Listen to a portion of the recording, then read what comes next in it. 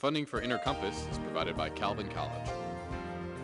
The life that's unfolding, the world that awaits, gifts that are yours to explore, and God's to use. It's all happening here at Calvin.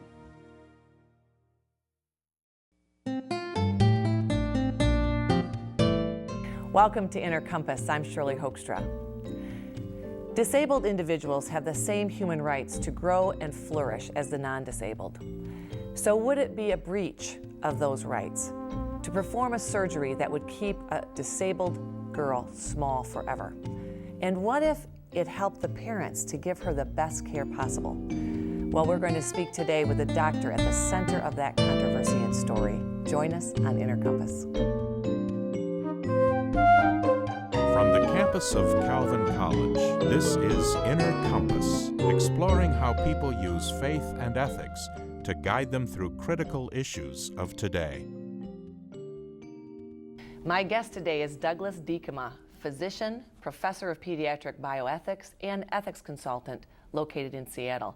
He serves on the ethics committees of several pediatric review boards, including the American Academy of Pediatrics. Welcome, Doug. Thank you.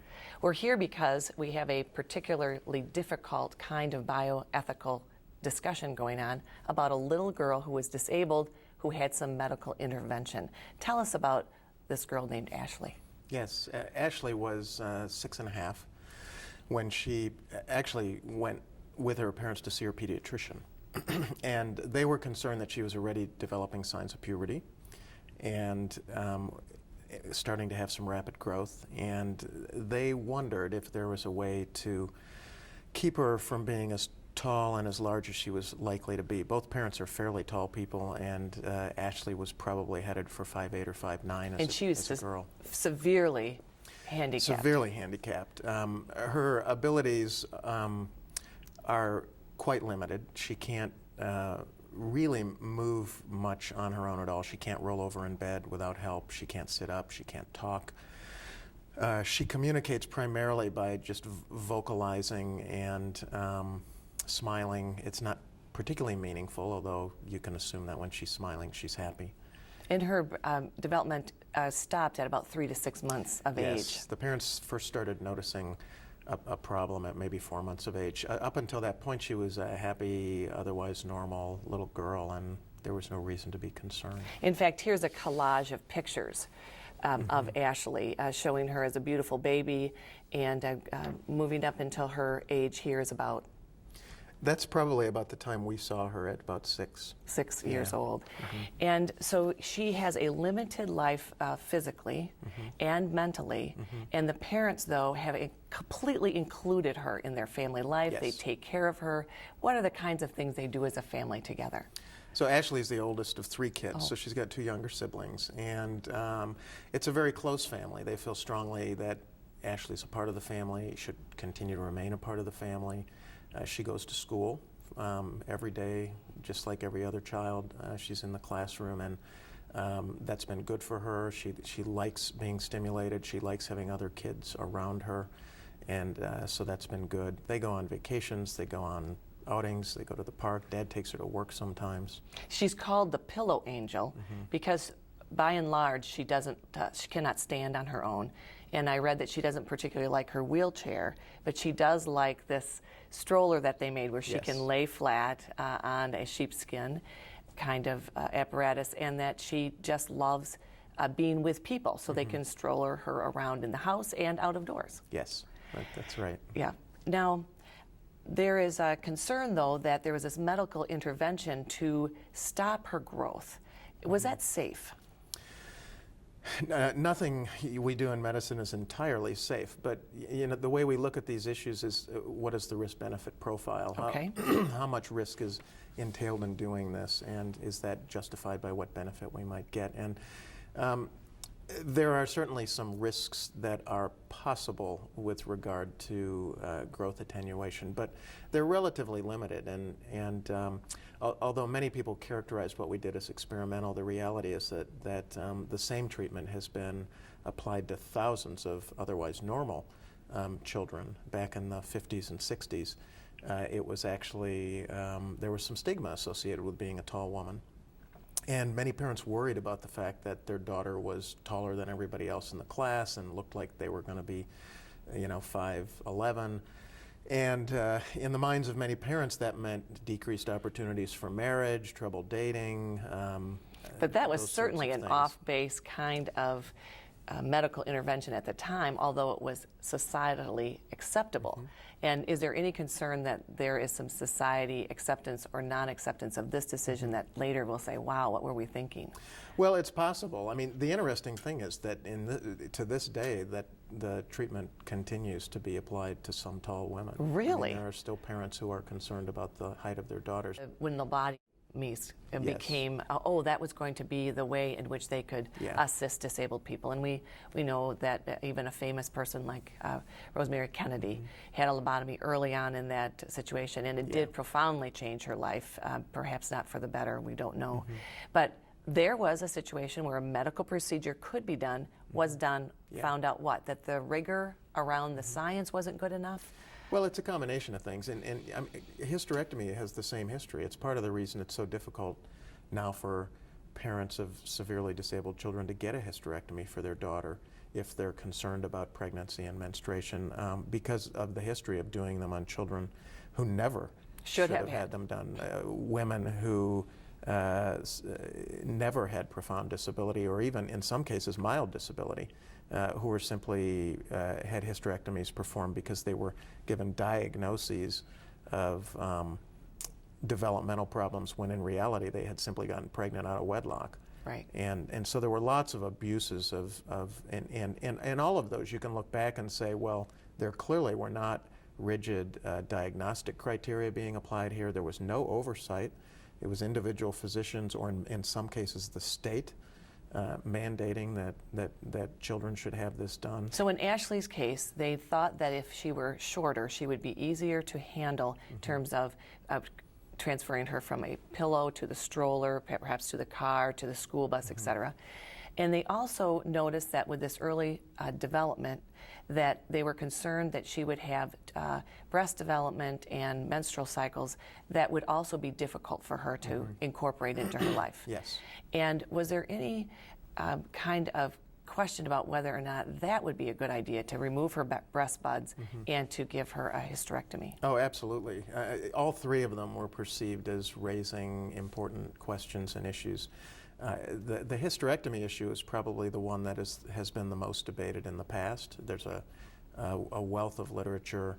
There's a documented history of abuses, and several professional guidelines. Both the American Academy of Pediatrics and the American College of Obstetrics and Gynecology actually have policy statements about doing sterilizing procedures in non-consenting persons. And so in some ways, that was the easiest of the three for the ethics committee to wrestle with, not because it didn't raise issues that were equally as important, but because there was a body of literature and even policy guidance that we could follow. The breast bud removal was completely novel and probably gave the committee the hardest time in terms of struggling with what kind of benefit might this offer? Is that realistic to think that in this person that will be the case, and what are the risks here? The procedure itself isn't novel, but it is to do it on a woman.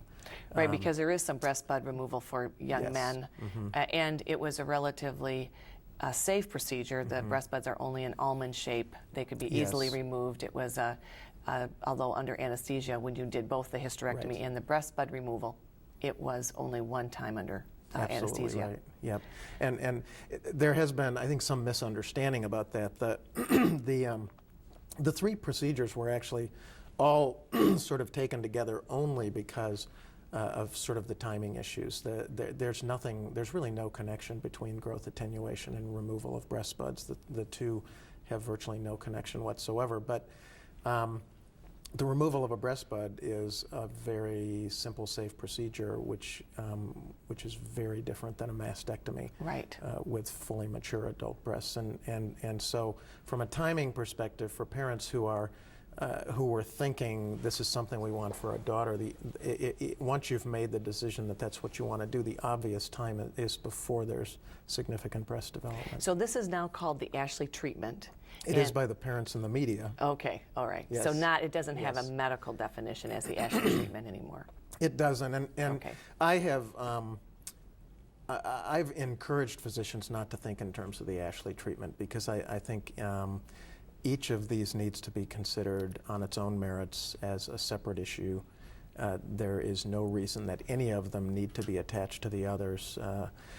Obviously, there is some advantage if you're going to do a hysterectomy for other reasons to attach it to growth attenuation, because the most significant side effect of high-dose estrogen treatment is uterine bleeding, and if you don't have a uterus, that doesn't happen. So was that done first? Was the hysterectomy, breast bud removal done first, and then the estrogen for the attenuation? Right. Yes. Now, for these parents, they have come under some criticism for this, and yet they have been very persuasive about the fact that she's less bored because she is so mobile, that therefore she's happier, that she's healthier because she can be moved easily, the bed sores, the pneumonia, the kinds of complications that happen. But why are critics so vocal about this kind of intervention for this disabled young person? It's not readily apparent why, one individual might be opposed. I think there are multiple reasons. I think one of the driving forces behind the more organized movement of some advocacy groups is actually that there's a perception that saying this is okay for this little girl doesn't really serve their purposes with regard to a larger agenda. You mean the advocacy group's purposes? Yes.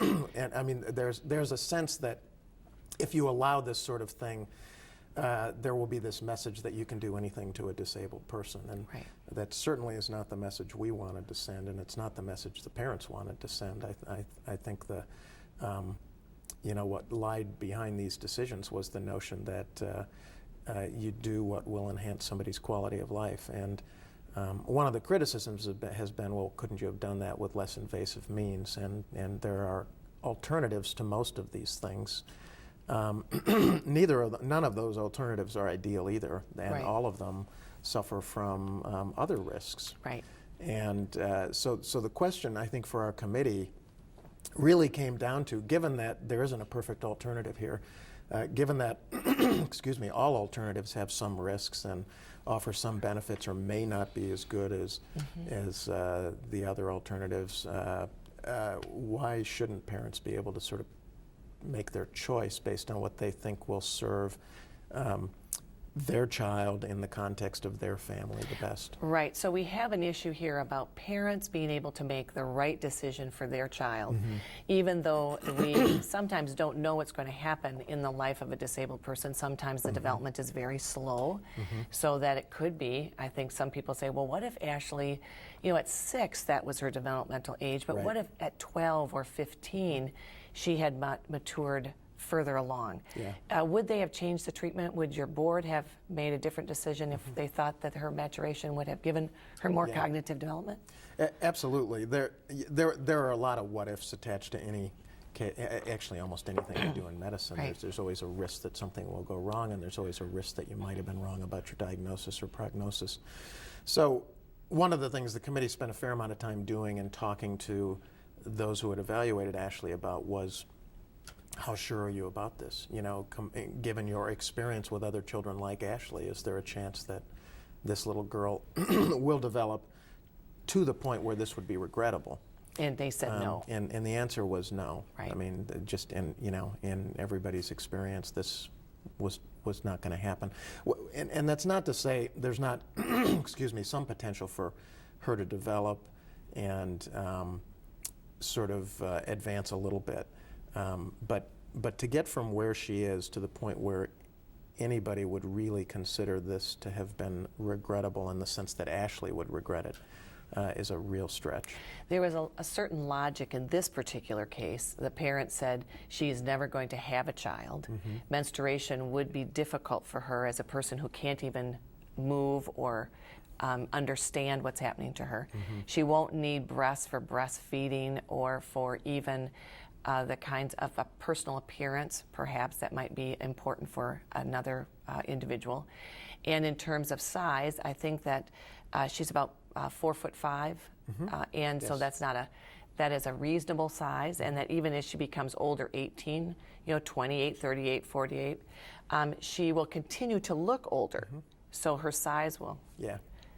Yeah, it's one of the criticisms has been that we wanted to sort of infantilize her. We wanted to maintain her status as an infant forever, which to those of us on sort of this side is just silly, because she's not an infant now. Right. And one of the things I say to people is I'm willing to bet that if you see Ashley on the street, you will have, when she's 30 years old, you will have no impression of her other than the fact that she's a 30-year-old disabled person. Right, but she will have been able to have been cared for better by her parents in their home. Yeah, and beyond that, there are, I think many of us believe there are direct benefits to her as well. I mean, the process of menstruation can be disturbing for many developmentally disabled children. And I've had adults with disabilities tell me that for them, there was something, they even felt somewhat undignified by having menstrual periods that other people had to clean up, and for themselves chose hysterectomies for that reason. Right. Now, of course, a concern here is, well, this young girl was 6-month developmental age, and she had these other kind of severe and profound disabilities. But what about the line? Where is the line? Is it if you're disabled to a 5-year-old mental cognitive ability, or what if you can move some, but you can see all the permutations? Yeah. So how do you, as an ethicist, address that? Well, part of the reason we published this paper was we wanted that discussed. In other words, we felt that what had been done for Ashley was appropriate and justifiable. But there is that more important question, which is, okay, if you do this to other kids, what are the inclusion and exclusion criteria? Right. I mean, who qualifies and who doesn't? There are easy answers to that question. There's no way I would think it appropriate for a child with Down syndrome, for example, to have growth attenuation or breast bud removal. But where to draw the line is a tricky question. And what we suggested in our paper was that, that starting out with something like this, you should have very rigid criterion. And if down the road your experience with a larger group of these kids suggests that yes, indeed, they do have an enhanced quality of life, and we're not finding that we're regretting any of these, at that point in time you can have a further discussion about whether these criterion should be expanded somewhat. And so our criteria included that you had somebody who was unable to walk and never would be able to walk. Right. And that reflects the value of height in society for people who are upright. A child who had profound disability, which we would probably define as, somewhere under a year of age. A child who would never be able to sort of socially interact at the level of, having conversations, yes, she doesn't having speak. a job, that sort of thing.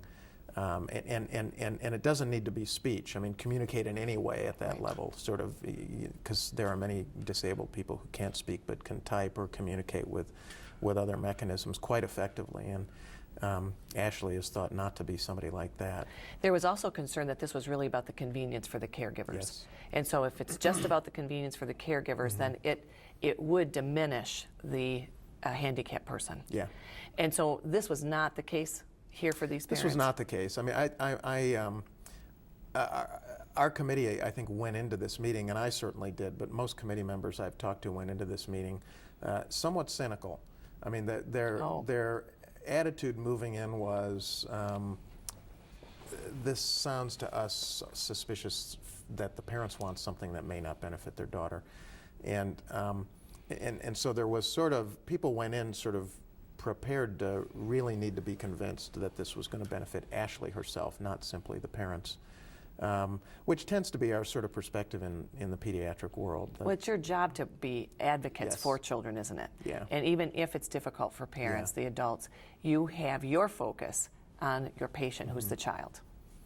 But it does raise some interesting questions. I mean, there are colleagues of mine in the bioethics world who have actually asked the question, well, why shouldn't the considerations of parents have some weight in these Right. questions? I mean, Right. if they're the ones that have been given the responsibility of caring for Ashley for the rest of her life, why shouldn't, if it doesn't harm Ashley significantly, why shouldn't their considerations be taken seriously? And that's a valid question. Well, advocacy groups might also say, why aren't we doing as a nation, as a government, more to help parents or caregivers who Yes. have this particular kind of situation in their home?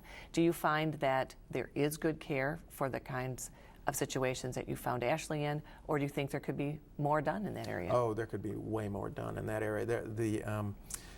Parents of children who have disabilities do not, for the most part, have anywhere near the resources they need to do the job they want to do with their kids, and that is a problem. In some ways, I think it was a missed opportunity with this case. In what way? If I had been advising the advocacy groups, I would have said, don't attack these parents, don't attack this hospital for doing this. Use this as an opportunity to say, let's try to make this unnecessary or Right. rare by taking advantage of this and saying, you know, we need to make sure parents have the resources so that they're not choosing this because they don't have other choices. Right.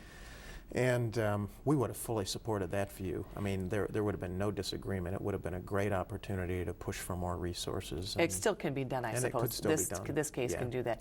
Now, you do have critics about this case, and there's some slippery slope arguments. We've discussed some of them. But you also have people who have come up to you and said, we support you in this. Yes. But they've been quieter. Yes. Why are they quieter in your estimation? And a great many of them. They're quiet, I think, because they watched what happened, and what happened to Dan Gunther and I in particular, but to the hospital as well, was that there was a real effort to villainize us. There was a short period of time where I think we were both somewhat concerned about our safety, and you know, most people just don't want to put themselves in a position where they're going to face that kind of criticism. Right. And so the typical experience that I've had when I've presented these issues at national professional meetings or at grand rounds at hospitals or to public groups has been that people will come up to me afterwards, Right. and it's not unusual for it to be somebody with a disability and say, you know, we think what you did was the right thing. We want you to know that. We think Ashley has a better life because of this. And So people who are maybe on the front line of this kind of problem, and I know on the parents' blog, many people have written to them to say, wow, if I had had this opportunity, I might have done that. Here's our situation now. It's becoming very difficult for us. We are thinking that maybe we have to not have home care anymore because of the size of the person and the other medical difficulties that came with adulthood for the profoundly disabled in those cases. But it's very hard to speak against the larger general voice that says perhaps no intervention should happen in persons with profound disabilities. my concern about at least a few of the advocacy groups is they want the discussion stopped. I see. They don't want to talk about it. They just want it to go away. And I'm not convinced that's the right answer. I think you do this in a way that's transparent, you maintain the discussion, you involve. You mean the disability advocacy groups Yes. that are saying, Yeah. let's not talk about it because it's Yeah. perhaps, well, they have a painful past of being disrespected, and so they don't want to go back to that. Yeah. But you're advocating for a full and open discussion about this for individual needs. And one Which involves parents. which involves you know, parents. one right, of right.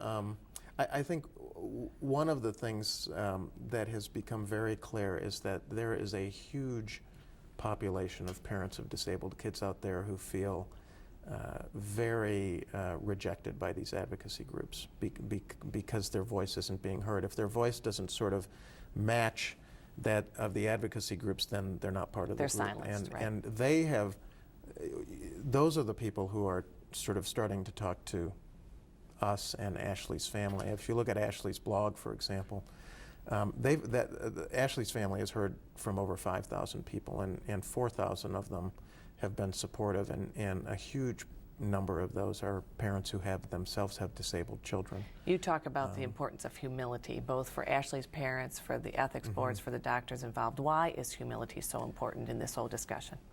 Humility is, in my mind, it's the most important virtue an ethicist can have ever, and a part of the reason for that is that almost by the very nature of ethical issues that are difficult, they're wrapped in uncertainty, and you just can't be sure about what's actually going to happen down the road. So most of the time, what you're doing is you're making your best guess. You're making a determination of what you think will be the right thing to do, given your understanding of the facts today, recognizing that those can change in 10 years. And that's why humility is important, because where ethicists and physicians and almost anybody, politicians, can become dangerous is when they become so arrogant that they think every decision they make is the right one, and they can't be challenged and they can't be convinced otherwise.